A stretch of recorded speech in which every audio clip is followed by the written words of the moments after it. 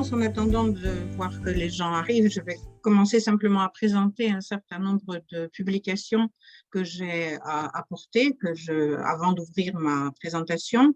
Je disais donc d'abord bonjour à tout le monde, bonjour à ceux qui sont là, et j'espère que d'autres vont se joindre à nous. Je disais donc que j'ai déposé sur le site de Internet un certain nombre de vidéos et un PDF d'un journal historique français sur le peuplement de la France. J'ai pris un certain nombre de schémas dans ma présentation de ce journal. Il me semble assez bien fait. Et là, aujourd'hui, nous allons donc parler d'une part des empires coloniaux français et puis de l'immigration au XXe siècle. Et vous verrez sur Internet, j'ai déposé 4 épisodes d'un film documentaire français, une série documentaire française sur l'immigration en France. Je pense que si vous avez envie de regarder, cela vous intéressera. Alors ici, je vous ai apporté pour montrer également que notamment je me base sur ce numéro d'Historia. Je lis beaucoup en fait et j'utilise beaucoup le journal Historia. Il faut savoir que l'histoire est une passion française. Les Français a priori aiment beaucoup l'histoire et lisent énormément de manuels, de livres d'histoire et surtout de journaux historiques. Ce sont des journaux de vulgarisation scientifique, de vulgarisation historique qui permettent de mettre l'histoire à la portée de tout le monde. Et par exemple, pour mon cours de petite histoire de France, que peut-être un jour je vous ferai, l'année prochaine par exemple, j'utilise beaucoup ce genre de manuels, ce genre de journaux et évidemment, bien sûr, beaucoup d'illustrations qu'il y a dans ces journaux. Je vais d'ailleurs vous en parler aujourd'hui. Et puis, j'ai également 2 publications spécialisées. C'est un numéro spécial du journal Le Monde qui s'intitule l'Atlas des migrations. Et vous avez plus précisément, celui-là, l'Atlas des migrations, il date déjà d'un certain nombre d'années. Il est sorti attendez, je vais vous dire ça, en 2008-2009, janvier 2009 en fait. Et celui-ci, c'est là aussi une sorte de, c'est pas vraiment une revue, c'est une monographie, c'est un livre spécialisé avec énormément de cartes et de schémas. Moi, je ne sais pas travailler autrement qu'avec des cartes et des schémas, sinon je comprends rien. C'est un atlas des migrations, des immigrations en France, qui là aussi indique vraiment les choses d'une façon très précise. Donc, je vais maintenant ouvrir mon écran. C'est pas la bonne. Et je vais vous présenter. Donc, aujourd'hui, je vous rappelle que la semaine dernière, nous nous étions arrêtés sur une diapo qui parlait des colonies en France et donc de la France des colonies, du empire colonial français. Et je vous avais dit qu'aujourd'hui, nous allions tout d'abord parler de l'empire en tant qu'empire colonial, et puis ensuite on va continuer le cours historique de cette partie historique, disons. Donc, quand on parle, il faut bien comprendre que quand on parle de la France en tant qu'empire colonial, les colonies de la France, c'est bien sûr le fait que la France ait des colonies joue un énorme rôle dans la population plurielle de la France, mais il faut bien savoir de quoi on parle. La France n'a pas un, mais 2 empires coloniaux, et ce sont 2 choses complètement différentes. Donc, ce sont deux empires coloniaux dans le temps. Ils sont séparés par une certaine période de temps.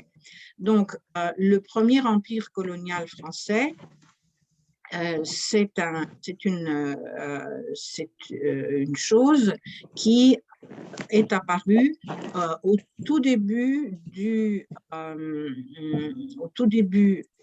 XVIIe siècle, donc vous voyez 1600 quelque chose, à la suite des grandes découvertes géographique. Donc, c'est à cette période que la France, vous voyez ici, les indications françaises sont indiquées en rouge, les possessions françaises ont été dirigées vers l'embouchure du Saint-Laurent, donc là, ce que nous appelons maintenant le Canada, et certaines îles dans les Caraïbes. C'est surtout par là que se sont dirigés les déplacements français. Et donc, on va se retrouver avec un certain nombre de colonies fixes à ces moments-là. Il y en a d'autres, on va le voir aussi, mais ça, c'est surtout la direction principale de la France. Vous savez bien que l'Espagne et le Portugal se sont dirigés plutôt vers l'Amérique du Sud, l'Amérique centrale, et l'Angleterre s'est dirigée vers la côte est de ce qui va s'appeler les États-Unis, mais qui n'était pas les États-Unis, bien entendu, à cette époque-là, donc la côte est de ce continent américain, nord-américain. Donc, si on voit comment ça se passe pour la France, on a cette frise historique qui nous donne un peu la comparaison. Le premier empire colonial à s'installer, c'est l'empire portugais.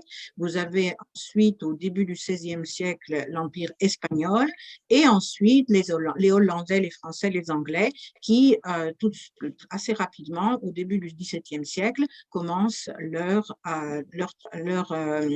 empires. Et à ce moment-là, cela se fait sous forme de compagnies, sont des compagnies de commerce. Est-ce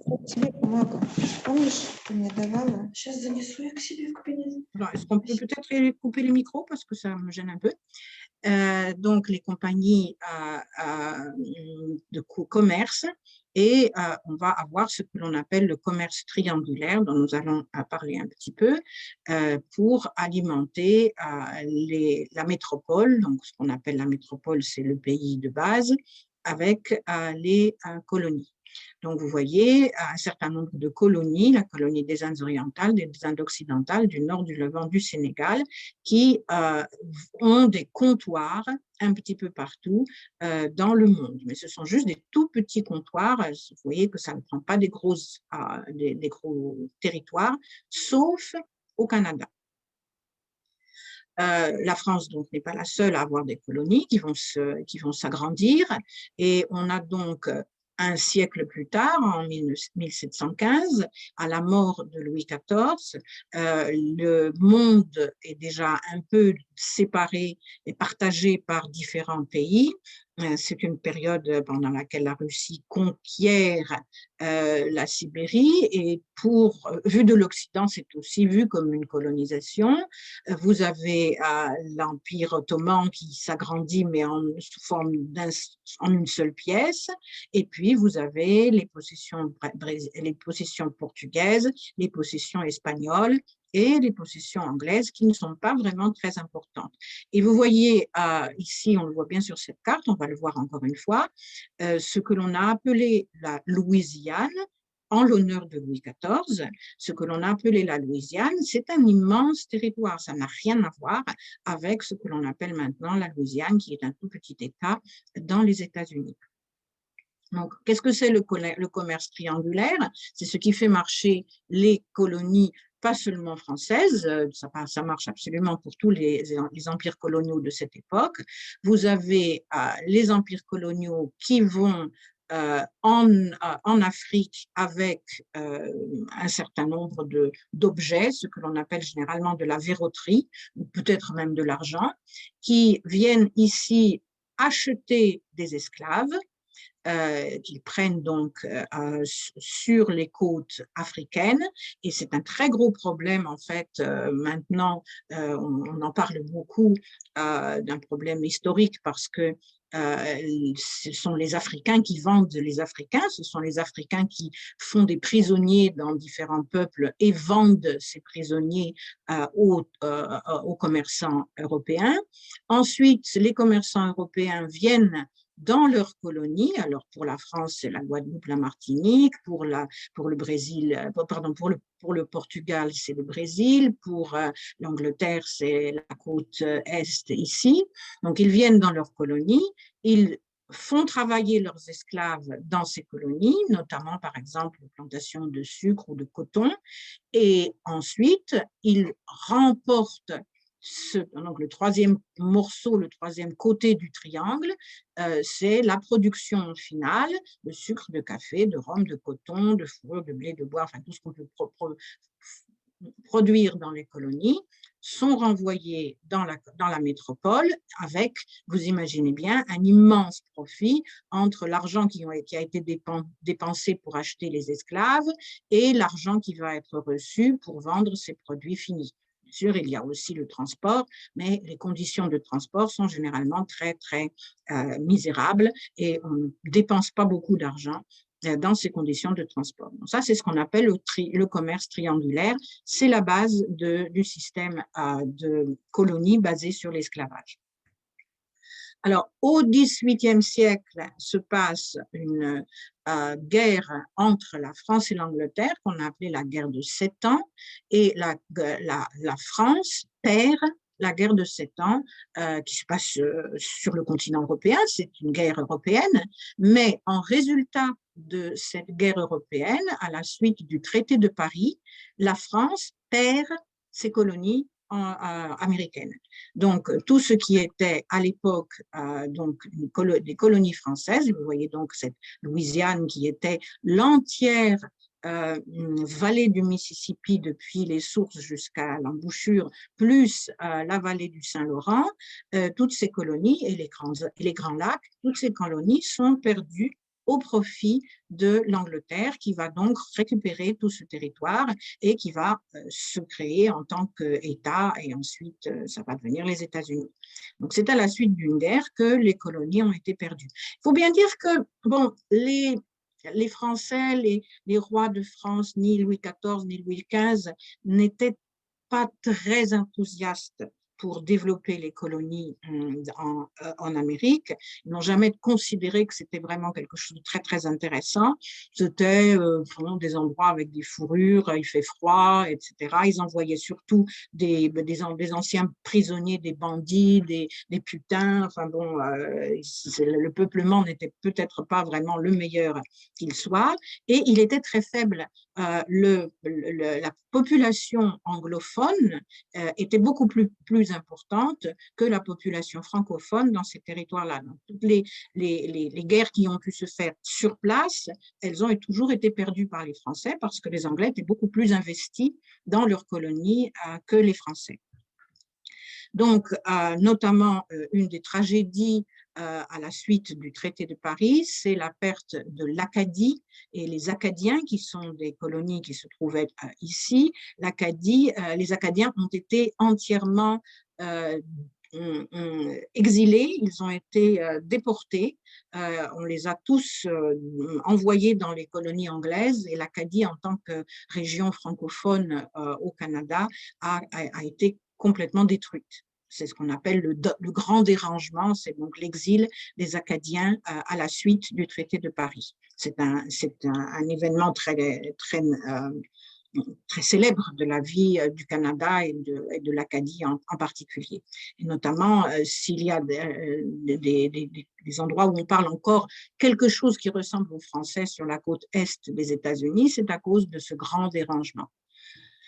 Voilà, on peut comparer les deux cartes, avant et après le traité de Paris. Donc, vous voyez que toute cette zone qui était française, eh ben, elle est devenue anglaise et on a eu toute cette zone qui est maintenant verte et qui n'appartient plus à la France. Et le seul bout de territoire qui reste pour la France, c'est l'île de Saint-Pierre-et-Miquelon, qui est un territoire français, encore actuellement, surtout cette région-là. Vous comprenez que ce n'est pas une très, très, très grosse île et ce n'est pas un très, très gros territoire. Ce qui est important de savoir, c'est qu'en parallèle avec la perte des colonies, on a également aboli l'esclavage. Alors, il a été aboli, puis il a été rétabli par Napoléon, puis il a été de nouveau aboli. Mais dans les colonies, dans les ex-colonies de la France, les affranchis étaient, les personnes étaient libres, et ce qu'il faut bien comprendre, et c'est important pour nous vis-à-vis du peuplement de la France, c'est que quand on parle du premier empire colonial, les ex-colonies, les habitants des ex-colonies sont des citoyens français absolument comme les citoyens français de la France, ce qui n'est pas le cas pour le deuxième empire. Donc ici, il s'agit de citoyens à part entière, et c'est les territoires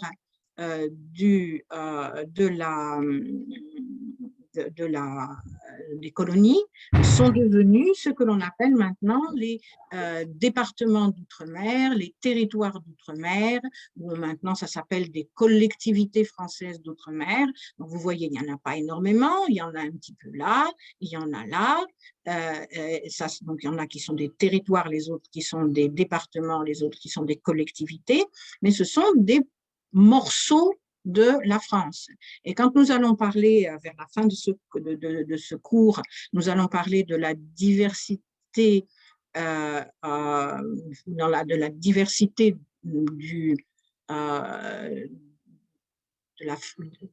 des langues parlées en France. La France est un des pays dans lesquels on parle le plus de langues différentes, parce que tous ces petits points que vous voyez ici font partie du territoire français. Et par exemple, ici, il y a une quantité absolument astronomique de langues qui sont parlées et qui font partie, du coup, des langues de la France. Donc ça, c'est une petite originalité. Donc ça, ce sont les restes du premier empire colonial. Et puis, donc, ce premier empire colonial a complètement disparu, juste quelques petits points sur la carte. On voit arriver un deuxième empire colonial, lequel se crée à la fin du 19e siècle jusqu'au milieu du 20e siècle. Et vous voyez ici les dates, on va les voir encore une fois sur cette frise historique, les conquêtes ou les annexions de la France dans le monde. Et là, vous voyez que c'est tout à fait une autre direction, puisque la France va s'étendre en Afrique. Tout ce qui est en bleu ici, c'est l'Afrique orientale française, équatoriale française. Et puis, en Indochine, ce sont les deux directions vers lesquelles vont se développer l'effort colonial français à la fin du 19e siècle. Si certains d'entre vous ont lu Bellamy de Maupassant, dans Bellamy, on parle de la conquête de l'Algérie. Il y a à un certain moment, on parle des articles que Bellamy est journaliste et il écrit à propos de la conquête de l'Algérie. C'est à cette période. Donc, vous voyez ici, vous avez toute une grande liste de toutes les conquêtes qui ont été faites entre 1873 et la fin le milieu le début du XXe siècle. Donc, on le voit ici un petit peu plus en détail avec le nombre d'habitants. C'est bien entendu, comme pour d'autres pays coloniaux, le nombre d'habitants dans les colonies plus important que le nombre d'habitants dans la métropole. C'est ce que la France métropolitaine, c'est la France elle-même vis-à-vis de ses colonies. Quand on parle de la métropole, quand on est dans une colonie, c'est la France. Ce n'est pas une ville, d'accord? C'est le mot la métropole, cela veut dire la France vis-à-vis de ses colonies. Sur cette carte, vous voyez en rouge les anciennes colonies, donc les points qui sont restés de l'ancien empire colonial, vous voyez, les colonies de l'ancien régime. Voilà ce que s'est créé comme empire la France, en parallèle avec tout ce qui s'est fait passer dans le monde, puisque le monde entier s'est partagé le monde à cette époque-là.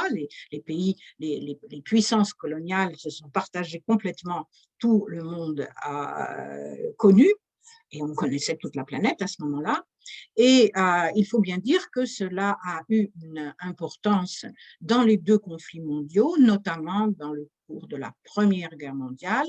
Au cours de la Première Guerre mondiale, les soldats des différentes colonies sont venus se battre sous les drapeaux de la France, et on compte donc un certain nombre, comme vous voyez ici, 260 000 combattants d'origine nord-africaine dans les armées françaises.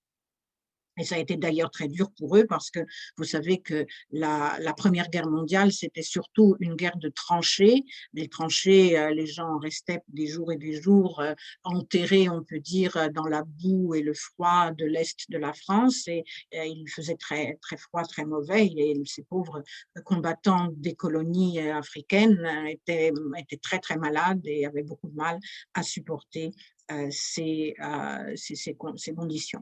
Alors ici, c'est une carte en particulier de l'Afrique, à la période du plus grand développement des colonies, non seulement de la France, mais également de la Grande-Bretagne, du Portugal, de l'Allemagne, de la Belgique.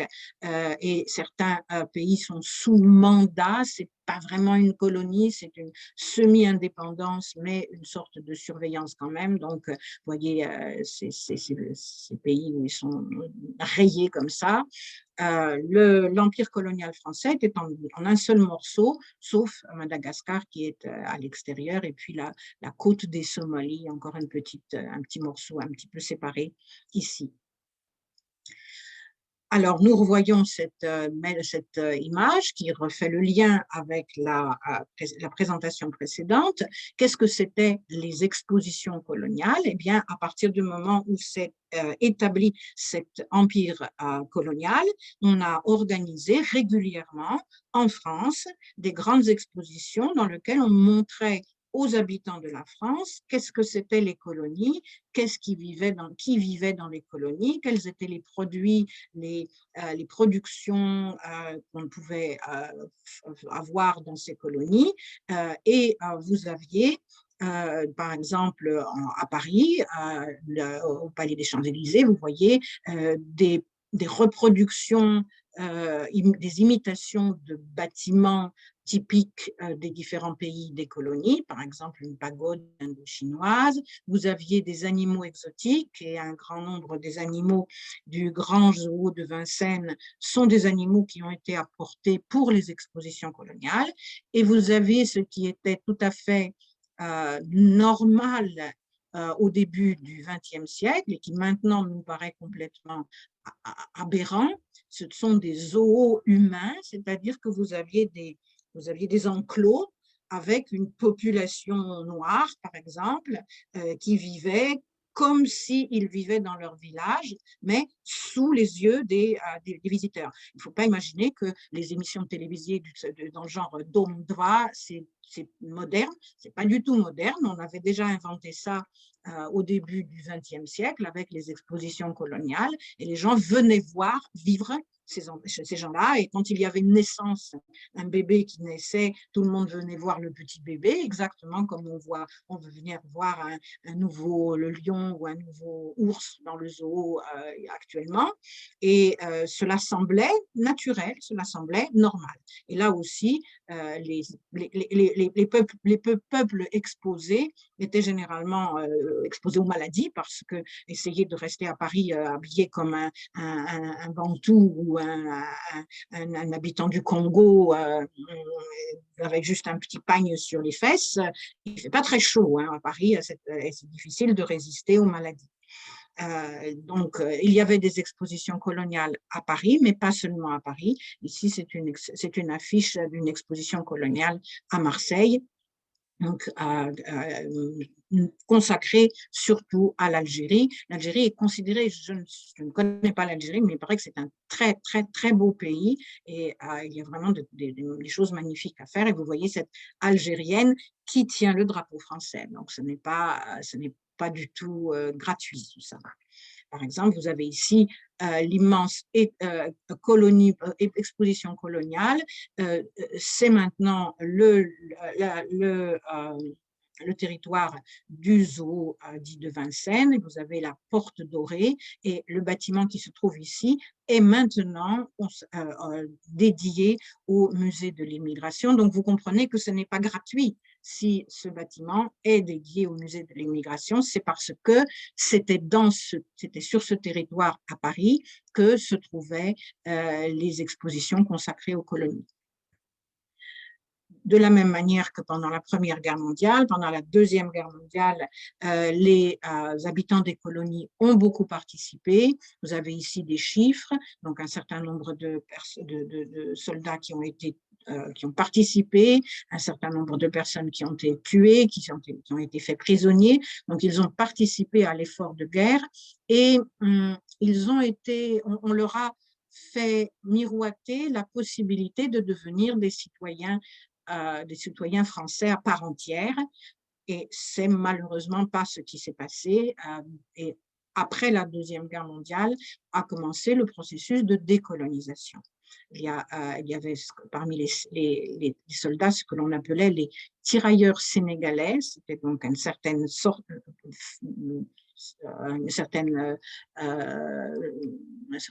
type de soldats, les tirailleurs, et vous avez ici la photo d'un des derniers tirailleurs sénégalais qui ont vécu, vous voyez les décorations, il est mort il y a très peu de temps, il était très célèbre. Donc, voici le processus de décolonisation pour toute l'Afrique, hein, c'est pas seulement, et pour l'Indochine d'ailleurs, c'est un processus qui s'est déroulé simultanément pour tous les empires coloniaux. Vous voyez qu'il y en a un certain nombre qui se sont affranchis avant 47, puis de 47 à 59, et la plus grande partie de l'Afrique a été décolonisée ou s'est décolonisée à partir de 1960. Pour l'Algérie, vous voyez cette petite étoile, ça s'est très mal passé et il y avait des conflits, de très gros conflits qui se sont passés. Nous en reparlerons quand nous parlerons des Algériens en particulier. Le résultat de cette décolonisation est qu'il y a quand même un très grand nombre de pays dans lesquels le français est une langue de contact et une langue au minimum d'enseignement, ce qui fait la base de l'Organisation internationale de la francophonie. Ce sont des pays où le français est utilisé au minimum comme langue d'enseignement ou comme deuxième langue, par exemple. Et cela explique pourquoi est-ce que le français est la 5e langue au monde. Et non seulement le français est la 5e langue au monde, mais le français a tendance, la langue française a tendance, les locuteurs de français augmentent, et ils augmentent notamment parce qu'il y a de plus en plus d'Africains par rapport à l'Europe et à l'Amérique et l'Océanie, ce qui fait dire qu'en perspective, le français est une langue qui va se développer encore plus et qu'il y aura de plus en plus de francophones dans le monde. C'est une bonne chose puisque vous apprenez le français, de savoir que le français est encore plus développé et le sera encore plus à l'avenir. Alors, je reprends ma présentation de la semaine dernière sur laquelle nous nous étions arrêtés. Je fais exprès de vous montrer ces petites images. Donc, nous étions arrêtés à cette image sur les expositions coloniales et sur les colonies de la France. Nous avons fait cette parenthèse sur les colonies. Et maintenant, nous allons reprendre l'histoire des immigrations, de l'immigration vers la France c'est du dernier siècle. Ah, pardon, excusez-moi. Voilà. Donc, il faut savoir que cette immigration vers la France, elle s'est faite en plusieurs vagues et elle n'a pas été la même aux différentes périodes. Donc, il y a une première vague d'immigration qui s'est faite avant la Première Guerre mondiale, qui se fait surtout de pays voisins, la Belgique, la Suisse, l'Italie. Ensuite, vous avez une immigration qui se fait entre les deux guerres, entre la Première et la Deuxième Guerre mondiale, et vous avez surtout des Italiens, des Espagnols et des Polonais. Et ensuite, vous avez les vagues d'immigration après la Deuxième Guerre mondiale, qui viennent d'une part du Portugal pour des raisons politiques et d'Afrique du Nord suite à la décolonisation des colonies françaises en Afrique. Et de la même manière, il y a également des périodes dans lesquelles la France va essayer de limiter l'immigration, essayer de freiner cette immigration et de faire en sorte qu'elle soit un peu moins active. Donc, il y a une période à la fin du 19e siècle, une période pendant les années 30, c'est bien entendu pour des raisons économiques, et la période actuelle, donc on pourrait dire même 2020, hein, elle a commencé à partir de 1995, où on essaye de limiter au plus possible l'immigration vers la France. Alors, si on voit les mêmes vagues dont nous avions parlé tout à l'heure, si on le voit avec les différents pays, les représentants des différents pays, on voit qu'il y a beaucoup plus d'Italiens que de tout autre représentant des peuples, des différentes nationalités qui peuvent venir vers la France. Et vous avez ici les proportions dans les dernières années. Nous allons revoir encore une autre représentation tout à l'heure. Alors, si on fait le détail un petit peu doucement, vous allez voir un certain nombre de cartes qui vont nous présenter d'où viennent les immigrés et où s'installent les immigrés sur le territoire de la France à différentes périodes. Donc, vous avez en 1861, par exemple, donc cette période qui est la fin du 19e siècle, ce sont des Belges, des Suisses, un peu d'Espagnols, surtout des Italiens, un peu d'Allemands, qui viennent s'installer en France, mais qui viennent surtout dans les régions limitrophes. Vous voyez, c'est surtout dans le nord. Et pourquoi? Parce que ce sont des mineurs. Ce sont des immigrations, c'est une immigration de travail, et ce sont des gens qui viennent pour travailler dans les mines. Et puis, comme souvent, dans les régions portuaires, ils arrivent et ils restent là, en France.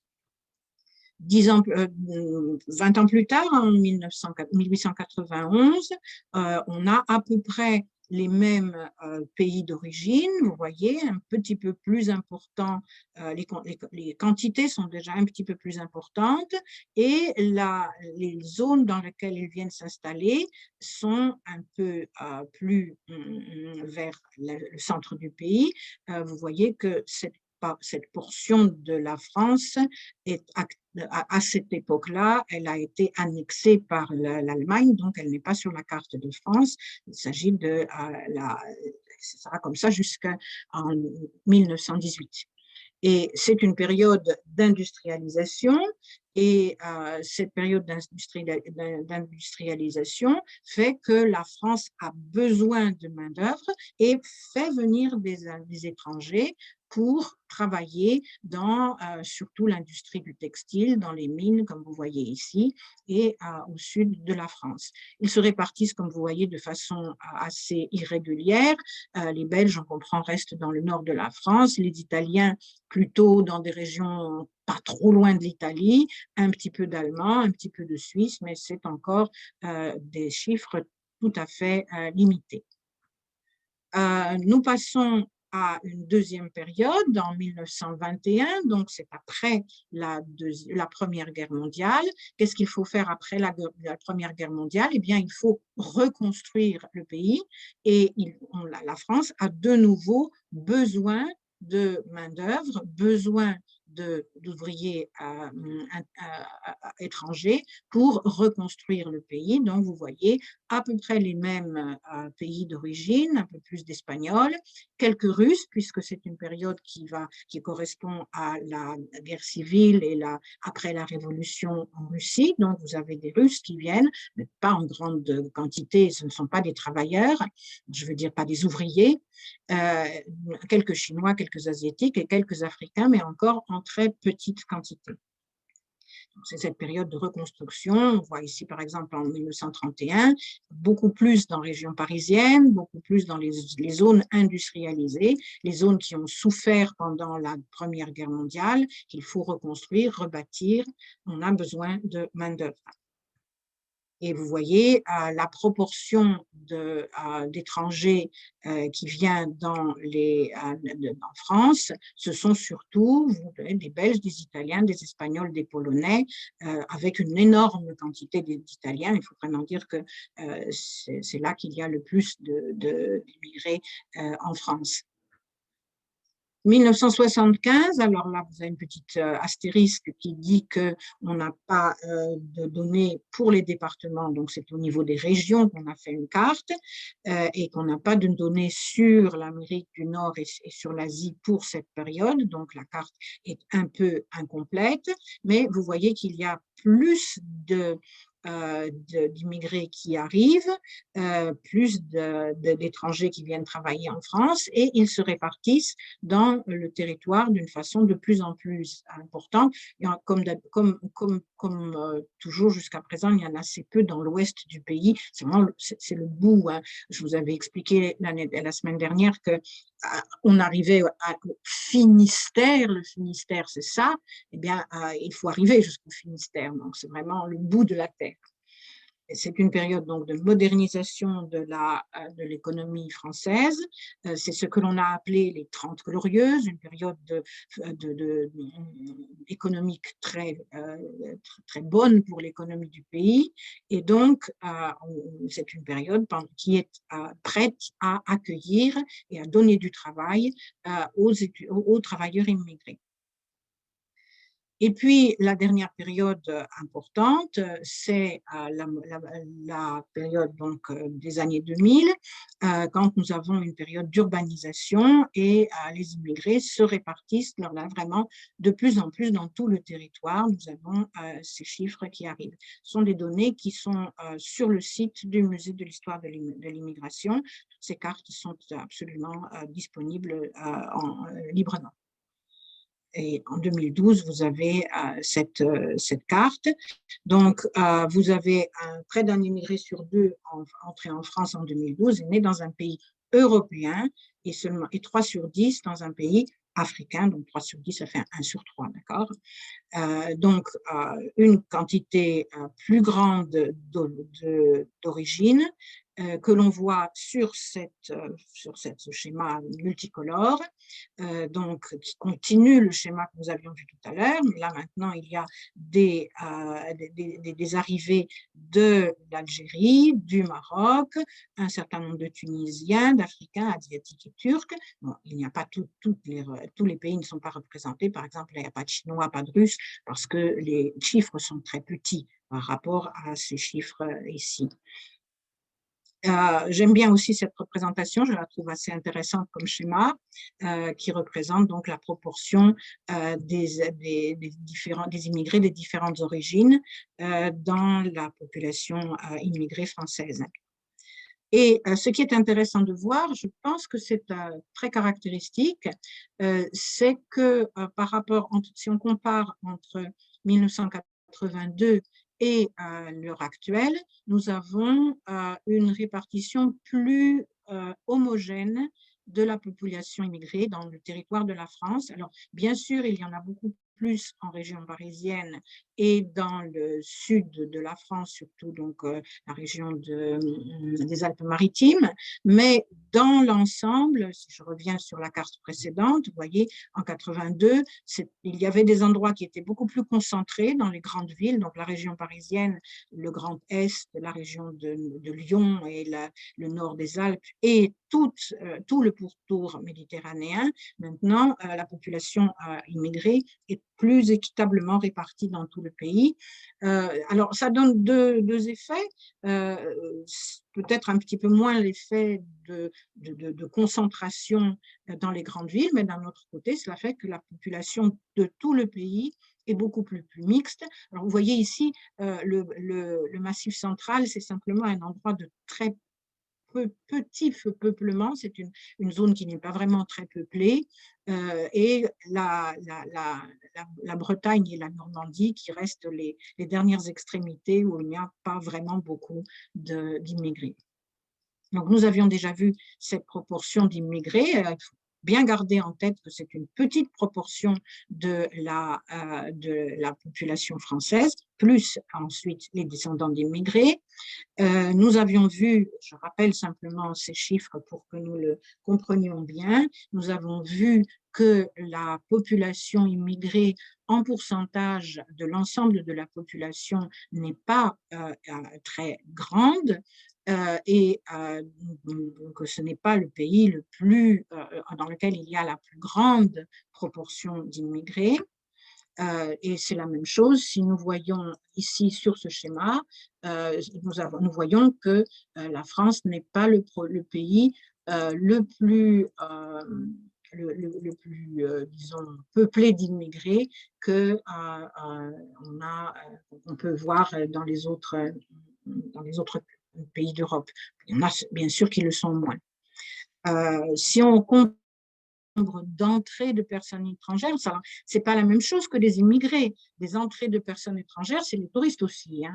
C'est les étudiants aussi, c'est-à-dire que ce ne sont pas forcément des gens qui vont rester, mais ce sont tous les étrangers qui passent la frontière. Il faut toujours faire très, très attention à ce vocabulaire, d'accord?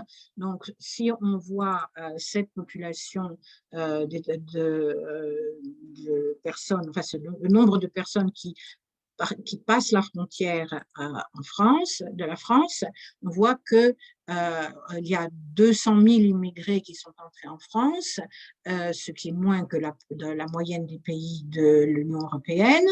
C'est 0,3% de la population française en moyenne, alors que la population, pour les pays de la communauté européenne, c'est 0,6%. Et c'est la plus faible proportion en Europe si on rapporte à la population, malgré que la France soit un pays d'immigration et soit un pays de tourisme, un pays où les gens viennent pour passer la frontière pour, pour faire des études, par exemple. Alors, j'ai terminé ce sujet. C'est-à-dire que nous avons parlé en 2 séances, la semaine dernière et cette semaine. Nous avons parlé du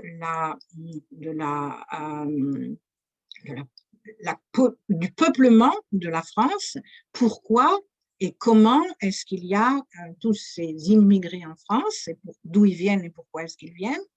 La semaine prochaine, nous parlerons d'une autre forme de pluralité de la France, ce qui est la pluralité, la multiculturalité de la France au niveau des provinces, donc les différentes provinces de la France. Et je vais simplement vous demander, comme c'est là aussi une très grande présentation, s'il y a des questions sur ce thème, je peux répondre à des questions maintenant. Sinon, je peux commencer à parler des provinces et puis nous continuerons la semaine prochaine. Alors, qu'est-ce que vous voulez? Qu'est-ce que vous préférez? Est-ce que vous avez des questions sur ce que nous avons traité aujourd'hui?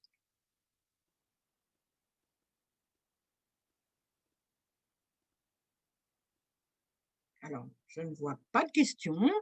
Alors, on va dire que si vous avez une question comme ça qui vous vient à l'esprit, écrivez-la dans le chat et je vais à ce moment-là ouvrir ma présentation parce que là aussi, il y a une perspective au début historique qui va nous permettre de réviser ce que nous avons vu la semaine dernière et de continuer d'une façon logique.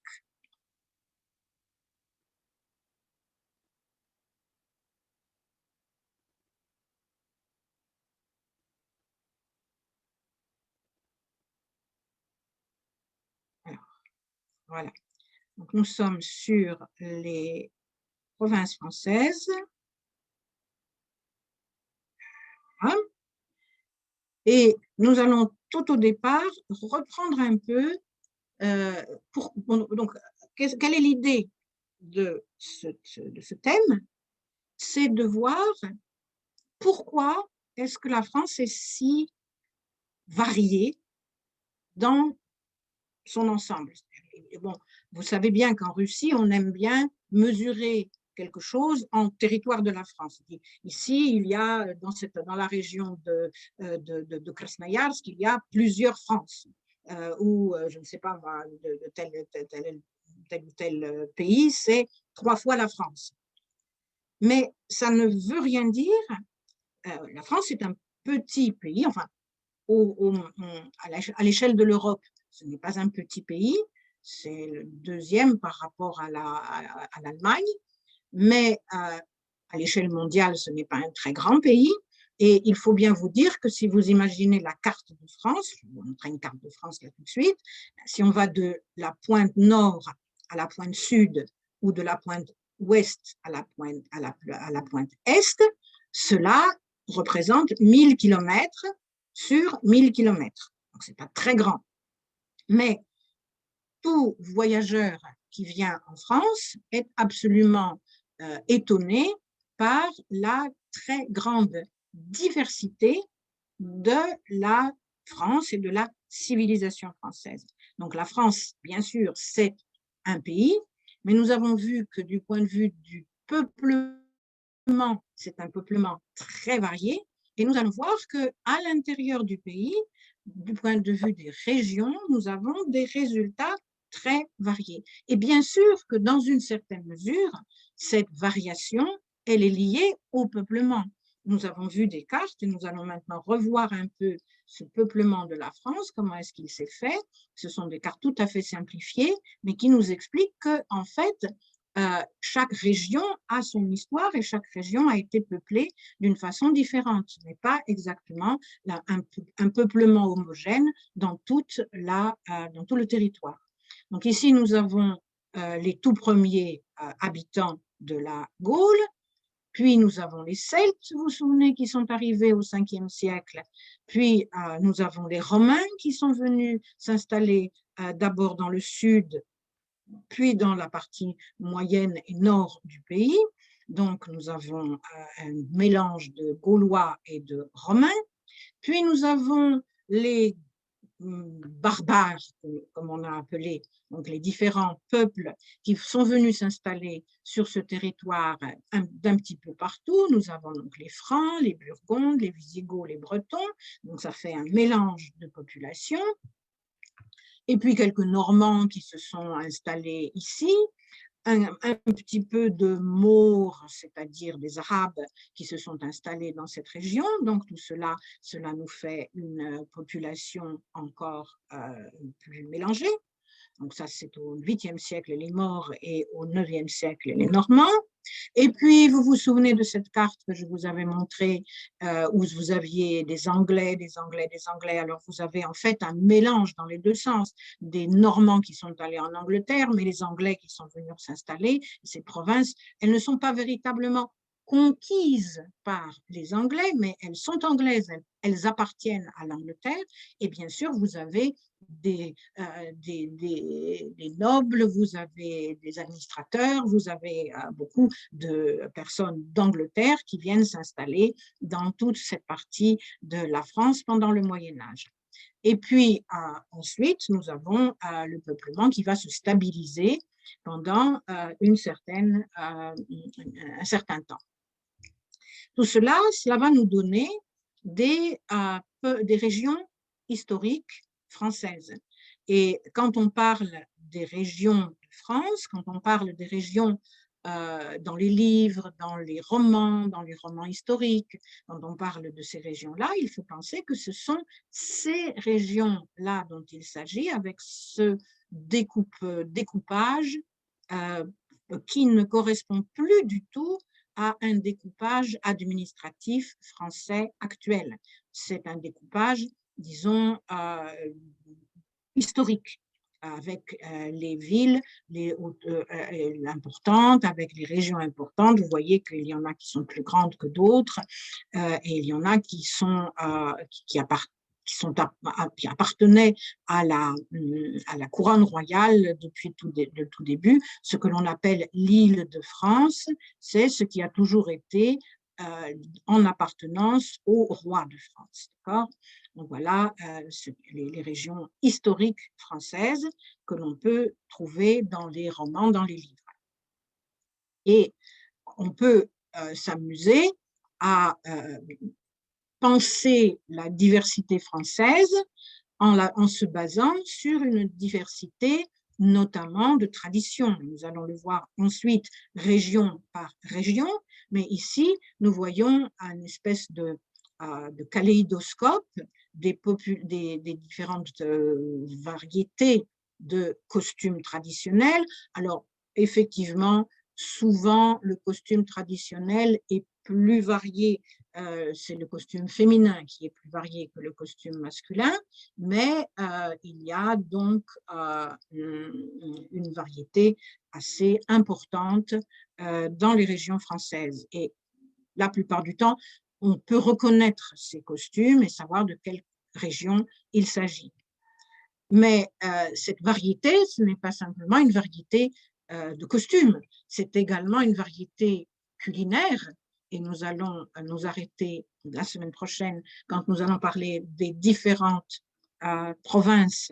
Nous allons parler des différentes spécialités de chaque province, mais vous savez, c'est une boutade tout à fait classique que ce n'est c'est, je crois, le général de Gaulle qui disait que c'est impossible de gouverner un pays qui a plus de sortes de fromages que de jours dans l'année.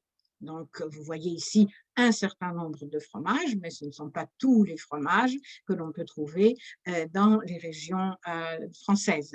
Mais vous n'avez pas seulement des diversités de fromages, vous avez également des diversités de boissons. La France est un pays dans lequel on ne boit pas la même chose. Traditionnellement, ce dessin, j'aime beaucoup cette carte. C'est une carte ancienne que l'on pouvait trouver dans les manuels d'école du milieu du XXe siècle. Mais j'aime la stylistique de cette carte, elle est très belle et on y voit très bien quelles sont les boissons qui sont produites et qui sont bues dans ces régions. Donc, vous voyez que le nord de la France est un pays de bière, l'ouest de la France est un pays de cidre, avec le cidre de Bretagne et le cidre de Normandie, et ensuite vous avez des zones de vin. Mais ce ne sont pas du tout les mêmes choses que les vins de Bourgogne et les vins de Bordeaux, les vins du Midi, les vins du Rhône. La grande différence, c'est entre les vins de Bourgogne et les vins de Bordeaux. Et je raconte toujours, pour amuser, que dans ma famille, par exemple, ceux qui buvaient du vin de Bourgogne n'auraient jamais pour rien au monde n'auraient bu du vin de Bordeaux et ceux qui buvaient du vin de Bordeaux n'auraient pas bu du vin de Bourgogne. Mon grand-père buvait du Bordeaux, mon père buvait du Bourgogne. Et quand mon grand-père invitait mon père Ils étaient dans la même maison avec un étage de différence. Mon père venait avec sa bouteille de Bourgogne parce qu'il ne voulait pas boire le vin de Bordeaux de mon grand-père. Et pareil, mon grand-père descendait avec sa bouteille de Bordeaux parce qu'il ne voulait pas boire le Bourgogne de mon père. C'est un peu caricatural, bien sûr, mais c'est typique. Il y a une sorte de différence entre les gens, les goûts et on peut dire même peut-être la philosophie culinaire de ces différentes régions. Donc, vous avez, et bien sûr, cela s'accompagne avec des formes de bouteilles, des formes de verres, etc., pour boire les différents vins qui sont présentés ici. Et il y a une notion qui est la notion de pays. Je ne sais plus où est-ce que j'ai pris cette carte, mais il y a la notion de pays, c'est une notion tout à fait subjective, une notion que les gens ont d'être entre nous. Nous sommes du même pays, nous sommes du même coin, de la même région, et c'est le mot, il y a même le mot, on peut dire d'une personne, c'est, on disait, maintenant c'est peut-être un peu passé de mode, on disait de cette personne, ah mais oui, mais lui, c'est mon pays, cela veut dire c'est une personne de la même région que moi, c'est ma payse au féminin, c'est-à-dire c'est une dame qui vient de la même région que moi, et vous voyez que ces pays sont tout petits. Ce sont vraiment des tout petites régions et elles sont beaucoup plus petites que les départements qui existent. Il y en a qui sont plus grandes, d'accord? Mais même, ce sont des zones que les gens eux-mêmes reconnaissent et identifient comme étant leur région d'origine. Par exemple, je ne sais plus où est-ce qu'elle est exactement, mais il doit y avoir quelque part par ici la région de la Brenne, et je sais que le père de mon père était de Brenne, c'est-à-dire de la région de Brenne. La Brenne, du pays de Brenne, c'est quelque part par là, c'est un petit pays dans la vallée de la Loire. Et ça, c'est la véritable identité régionale des gens, c'est cette région-là. Et tout cela nous mène, toute cette diversité nous mène à une diversité linguistique. Il faut bien comprendre que la France est un pays où on ne parlait pas seulement français, mais c'est un pays où on a parlé et on continue à parler différentes langues et différentes variétés de français. Donc, vous avez des langues différentes qui ne sont pas du tout des langues romanes, un petit peu de flamand ici, du francique, de l'alsacien. Vous avez du breton ici, vous avez du basque. Et puis, vous avez 3 zones linguistiques, la zone des pays d'Oc, la zone des pays d'Oïl et la zone du franco-provençal, ou ce que l'on appelle aussi l'arpitan. Et ce sont des réalités qui existent encore maintenant, puisque vous voyez en 2016, on a des chiffres des locuteurs de différentes langues du français. Je ne parle pas de la variante locale du français de France, c'est-à-dire un français avec un accent. Il s'agit de parler une autre langue que le français de France. En plus, donc un bilinguisme entre le français, variante locale, et la langue locale historique. Donc, il y a quand même, comme vous le voyez ici, un certain nombre de langues qui sont représentées. On peut le voir avec l'atlas sonore des langues régionales de France. Vous le voyez, vous avez la référence Internet ici. Vous pouvez cliquer sur chacune de ces régions et entendre des façons de parler des différentes régions de France. Et vous avez également un projet qui est absolument génial, qui s'appelle l'Atlas du français de nos régions. Il y a déjà 3 tomes qui ont été publiés, dans lesquels sont énumérées différentes façons de nommer des choses. Vous avez par exemple ici une carte qui représente la serpillière, dans différentes régions de France. Cet objet est nommé d'une façon tout à fait différente. Et ce que vous apprenez dans les manuels de français langue étrangère n'est qu'une possibilité parmi tant d'autres. Et parfois, les gens ne se comprennent pas forcément quand on parle d'un autre objet. Alors, nous allons nous arrêter là, parce que ensuite, à partir de la semaine de la semaine prochaine, nous allons parler des différentes régions actuelles et des différentes régions de France et en quoi elles se distinguent l'une de l'autre. Donc, c'est une diversité de la France, c'est la diversité française, mais au niveau, non pas au niveau immigration, migration, mais au niveau intérieur.